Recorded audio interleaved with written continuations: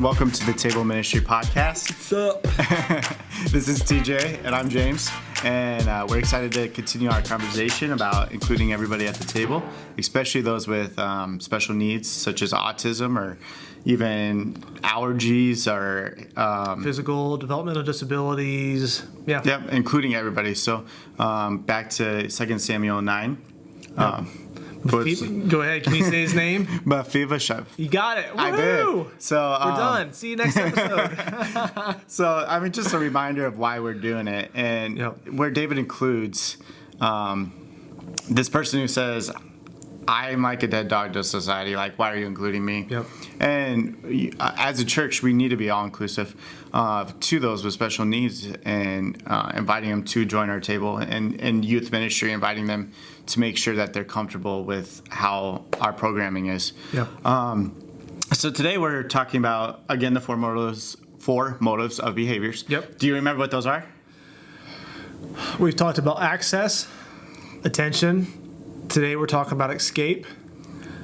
And I can't remember the fourth one. So next episode you'll refresh my mind. Yeah. What's the fourth one? It's automatic reinforcement. Okay. So I mean, we'll go more into detail about that one.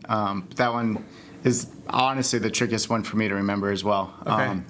Awesome. So if you are a visual person, we've been going over this a little bit, that in case, and again, if you're just jumping into this episode, I really encourage you to go back and listen to the previous two. They'll kind of play off of each other and kind of are hand in hand. Yeah, a lot definitely. of them. Yeah, because you're good. As we're assessing the behavior, all four episodes, I mean, any behavior can take on one of these motives. Mm-hmm. So trying to understand all four and how to assess it, I think, is essential. And you can jump in at any point, but making sure you understand all four is important. Because I know for me as a youth pastor, I've looked at it and really being able to identify, not when I see a behavior, a lot of times I see a behavior, and if it's something that isn't one that's helpful in the environment we're trying to create, I try to fix the behavior, and I try to squash it. But this has really made me pause. It's really made me kind of step back and go, why are they doing that? And the why is so important. Yeah, because as you've kind of helped us understand, helped me understand even more so, is when I can understand the why, I can understand the kid better, I can understand the family, and I can better minister to them when I understand the why. And so we've been looking at through these things and being able to look at, like, can I try this one? Yep. Yeah, all right. You can tell me to go. You can give me a gold star or kick me in the shin afterwards. We've been trying to look at what is the cause, the environmental thing, the change at the check-in station, the camp. Exactly. Changes everything in their environment. Something in their environment has changed and caused something in the behavior that is outside the norm to a reaction. Their words, their actions, whatever that may be, that's the behavior, is that reaction to the cause. So far, so good. Nice. Doing great. Great. Now, in that behavior, there's either going to be a positive or a negative behavior. A positive one in my filter in here is just something that's going to be helpful to them when they're 25 years old. If it's something, yes, then I want to reinforce that, because then that behavior is going to increase. Those positive behaviors that's going to be helpful and beneficial to them, I want to reinforce those at the increase. Now, there are some times, and I know in my life and everyone else's, that there are some negative behaviors, and those are ones that, a technical term, punishment, but we don't like that because we think of bad, like just not fun stuff. More of like a redirect. Yes. Right? That's the word I prefer, is a redirect. Okay. And they're redirecting them towards kind of this other side of where we can reinforce, and it helps them.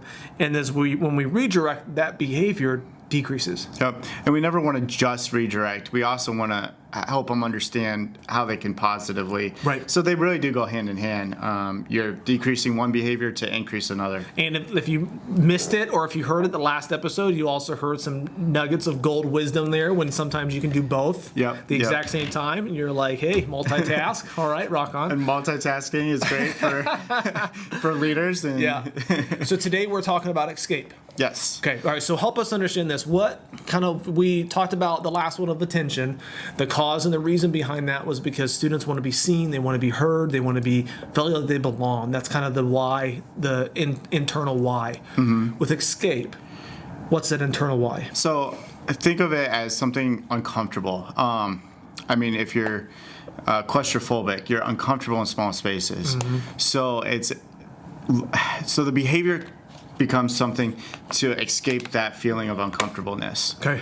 So this can play out in a lot of different ways. in youth ministry, especially like, so music's a big one. If our music's turned too loud, sometimes they can want to escape that. They want to escape that environment, Yeah. literally just because they go, it hurts my ears. Exactly. The noise is aversive to them. And so it's trying to understand how to make that more comfortable for them. It might be headphones in that case. But there's a lot of different, I think with escape, it's especially important to understand the cause or the antecedent, because if you understand why they want to escape, you can understand the solution. And so, Hold on one second. I want to say that. So when we understand the why, we can understand the solution. correct. Yeah. So You said that, and I went. It hit me. It didn't fly by my face. It kind of hit me in the forehead. It was like, remember that, and I was like, well, maybe I should remember that. So And so, I mean, if we're misdiagnosing escape as attention, for example, we're going to give attention to their escape, which is not at all what they want. It's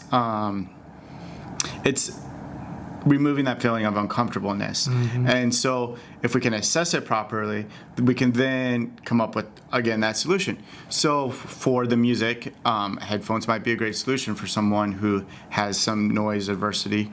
But there's so many things in our environment that we don't even realize that can make us feel uncomfortable. I mean, for me, I don't like tight spaces, but I understand how to deal with that. But some people don't even know what's making them feel uncomfortable. So it's also trying to help them figure that out as well. I could see that being huge in like within student ministries, because as these teens and as these students are adolescents and trying to figure out who they are, they're probably going to experience some circumstances and situations in our environment, and maybe at times, where they go, "Oh, I didn't know that," but then we're going to get a lot of reaction. We're going to get the behavior and go, "Is this?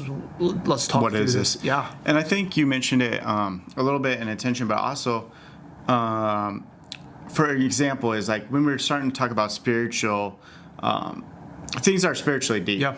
As a youth, that can be kind of intimidating at times. We're not quite comprehending it. Again, like when I say we, like I want you to go back and think about how you were as a youth. So, what was your brain process during that time? It's hard to comprehend some of these spiritual things, whether it's the Trinity, as you talked about before, or another difficult concept within Christianity.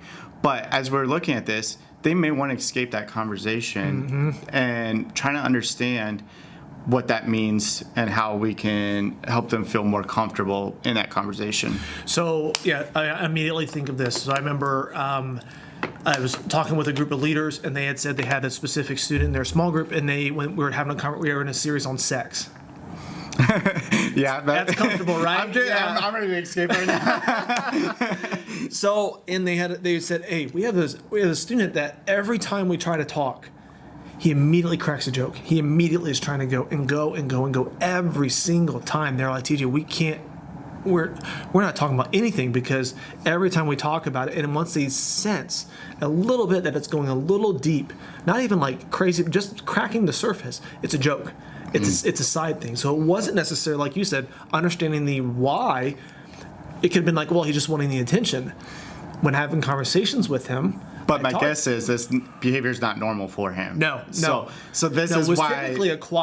typically this quiet boy that sat within the small group and would listen and contribute. But when we talked about this, no. So this goes back to the assessing. So this is definitely a case of escape, because this doesn't normally happen. Nope. And this is now a very uncomfortable conversation.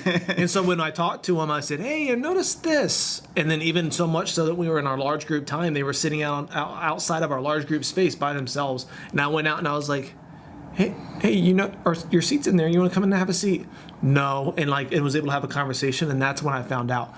He said, yeah, he's like, every time that gets brought up, he's like, I'm incredibly uncomfortable with this and I don't want anything to do with it. And so 100% his motive was escape. And having sensitivity for that is because you want, okay, so as we're presenting this information, it's important in our spiritual life to have these talks. So we're trying to make it comfortable for a student So what did you do? Did you do anything to try to make him feel more comfortable in that environment? Yeah, so what I did is I talked to him. I said, "Hey, specifically within small groups, if you get uncomfortable within that conversation, I am happy to talk with you." So I don't lead a small group within our program so that I can be available for maybe any conflicts or conversations. And plus, I just want you guys to have those conversations with our students more so than me. And so I told him, I said, "Hey, in those instances where if you get comfortable and you feel that inclination to crack a joke, what I'd like for you to do is maybe sit and be in conversation, or if you get really, really uncomfortable, come talk to me. Come out and talk to me instead of him just sitting there cracking jokes or leave the room to go to the bathroom for the next 15, 20 minutes. I gave him that outlet to say, "Hey, why don't you come sit with me and I'm happy to have the conversation." Same thing when he was sitting out in the outside of our large group space. I said, "Hey," I said, "Do you want to go?" "No, I don't want to go sit in there." I said, "Hey, I'm sitting in the back at one of our leaders teaching that morning." And I said, "Would you like to come sit with me?" "Yeah, I can do that." And so he got up from that, came into the large group space and sat with me. So I think through this story, the one thing that I would really want to point out is that we're not allowing them to escape in entirety. We're trying to make it more comfortable to still have and engage in whatever that conversation might be, whether it's the conversation of sex in that case or the Trinity. So trying to make them feel more comfortable. And I think there's a lot of ways to do that as far as, sometimes kids do need a one-on-one setting. One thing I was talking about, TJ, with the one-on-one setting, especially with kids who have autism, groups are intimidating. But I don't want the solution to just be a one-on-one all the time. Yeah. So I want to be able to pull them out one-on-one.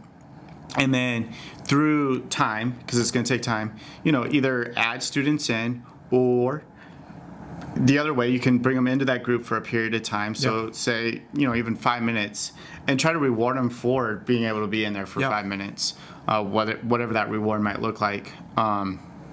I don't know, candy. Candy's a good reward. I think what we've done before with the students was there was a specific, if they liked shooting baskets in our Papa Shot. There we go. It was like, hey, you get extra 5 more minutes during X to do this.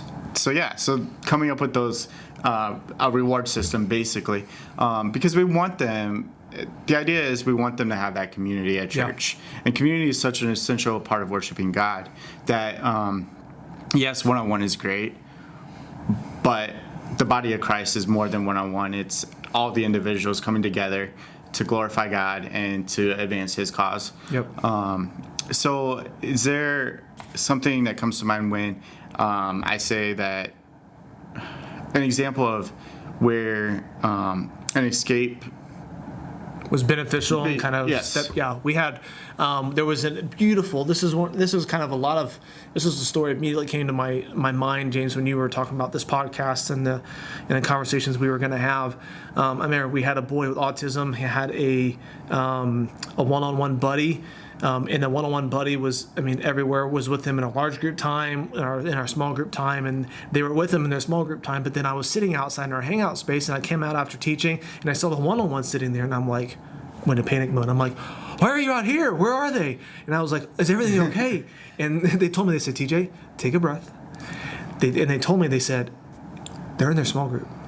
The one-on-one was outside, and for the 30 minutes, I think it was like maybe 15, 20 minutes at that time, they were in the small group room, around that conversation, no one-on-one buddy needed there, and they wanted no escape. And that's incredible to me, because we're taking something where he felt very, very uncomfortable, and we're making that environment more comfortable for them. And through that process, in that case, it was a one-on-one buddy. I think we talked a little bit about it in episode 1, but finding that resource for that one-on-one. And that's what I love about your heart, is you're willing to go to that extra step. So in this case, for escape, you're willing to take that extra step to figure out what they needed, which was the one-on-one, but not sticking there with the one-on-one, but having that transition back into a community of small group. Yep. Because I think, and when we look at kind of within, if there's negative behaviors, and some ways that we redirect, I think some ways that I know I've done in the past in kind of confessional time is that if a kid's wanted to escape, I don't let them. I go, "No, you're going to sit here. No, you're going to listen," or "No." I make them I make them fit my mold of what I want. And when we talk specifically around students and children with special needs, I was reading this book, and it was talking about pegs and it was like, a lot of times, I look back and I know a lot of times I've had a round peg, or I've had a round circle, and I've had a student maybe with special needs or autism, allergies, physical developmental disabilities, and I've made them try to fit it, and they're nowhere clear to my round circle. They're a triangle, they're a trapezoid, they're an obtuse, like they're everything. And I'm going to make you fit my mold instead of looking at it and going, how can I better understand you so that I can make the peg, the hole for you, that if you're a triangle, I'm going to try to see how I can make how to work in our environment to make this place acceptable and in place in an environment where you want to be here and you experience Jesus. And if I need to make a triangle hole, I'll do it. It's really looking at, instead of how do we change a student, it's how do we change our environment for that student. Because a lot of times we want everything to fit in a perfect mold, like you were saying. But life isn't that way. We don't all fit in a box. We're not all built the same way. So how do we make that environment more comfortable? And I think with Escape, understanding it, that is what it's all about, is creating the safe, comfortable environment that everyone can feel included. Because when they do that, there's going to be times where things cause behaviors that they're going to want to escape in a minute. And when we have that environment and we go, hey, I'm going to make this hole for your peg. You're a triangle peg. I'm going to make this triangle square or this triangle hole. Get my shapes mixed up. Then they go, I don't want to escape. This is a place where I love, my needs are met, and I'm cared for, and I'm loved to and ministered for. And they want to keep coming back. And that's what we want. So awesome. So I think, I know for me, a big takeaway is being able to look at not just going, hey, sit there. And I think one of the other thoughts I had too was being okay with sometimes looking at going, when do they need an escape? And sometimes being able to proactively plan an escape for them.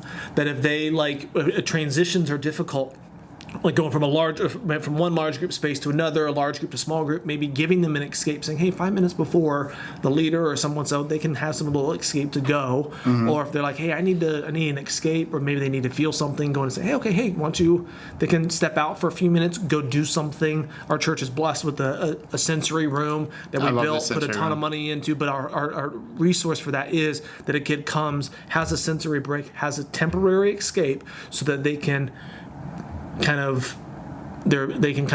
calm down, but they can feel and they can get what they need so that they can then rejoin their classroom. It's not an escape and go, hey, I'm going to do something so that I can escape. It is a positive reinforcement. Hey, you did X.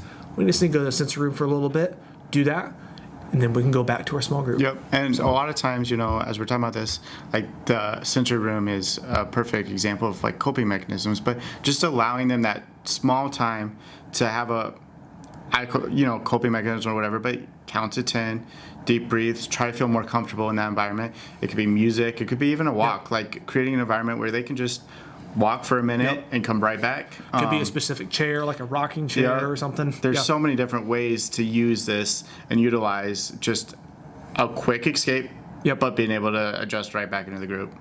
Awesome. Cool. Anything else? No, I think that is a quick rundown on Escape. That was awesome. I'm excited to have this conversation with you guys. Like us on Facebook. And like us on YouTube. You can subscribe. As we post these every other week on Mondays. Our goal is Mondays at 10:30 a.m. So you guys can set your clock. You can set your reminder on your phone. And thank you for watching Table Ministry Podcast. Love you guys. Praying for you and your ministries. And we'll see you guys in the next episode. See you later.